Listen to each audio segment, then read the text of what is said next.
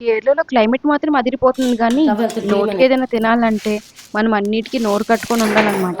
మనకు నచ్చిన స్నాక్స్ అయినా, స్వీట్స్ అయినా ఏవి అక్కడ దొరకవు. ఏది తిన్నా తినకపోయినా మా పిల్లలు శనగపప్పు గారెలు మాత్రం చాలా ఇష్టంగా తింటారు. శనగపప్పుతో చేసిన గారెలు గాని, బూరెలు గాని తినాలని ఎంతో క్రేవింగ్స్ అయితే ఉంటాయి. కానీ ఆ క్రేవింగ్స్‌ని కూడా కంట్రోల్ చేసుకొని ఉండాల్సొస్తది కొన్ని రోజులు. గారెలు, బూరెలు చేసుకోవడం సింపులే కదా! నీకు చేసుకోవడం చేత కాదా అంటారేటో. రాకపోతే ఏమైంది యూట్యూబ్‌లో వీడియోలు చూసుకొని చేసుకొని తినొచ్చు కదా! ఈ గోలంతా ఎందుకు అంటారట. పోనీ చేసుకుందామన్నా చేసుకోవడానికైనా అక్కడ వస్తువులు దొరకాలా? శనగపప్పు దొరకాలా? ఇంకా దానికి కావాల్సిన కొన్ని ఐటెమ్స్ దొరకాలా? అవి ఏవి దొరకవు. అటుకులు, శనగపప్పు, ఇడ్లీ రవ్వ, మురియాలు ఇలాంటివి చాలా ఐటెమ్స్ ఉంటాయిలే అక్కడ దొరకనివి. చేసుకోవడానికి బద్ధకమై స్వీట్స్ తినాలని క్రేవింగ్స్ ఉన్నా అక్కడ లడ్డూలు, జాంగ్రీలు తప్పించి ఏటి దొరకవన్నమాట. మీలో ఎంతమంది ఈ శనగపప్పు గారెలకి ఫ్యాన్స్ ఉన్నారో కామెంట్ చేయండి. నాకైతే చాలా ఇష్టం అనమాట. మీలో ఎంతమంది ఇలాగ మీకు నచ్చినవన్నీ చేపించుకొని మీ అమ్మోళ్ళ ఇంటికొచ్చి తింటారో కామెంట్ చేయండి. అలాగే ప్లీజ్ వీడియోకి సబ్స్క్రైబ్ చేసుకోండి. అలాగే లైక్ ఇచ్చేయండి.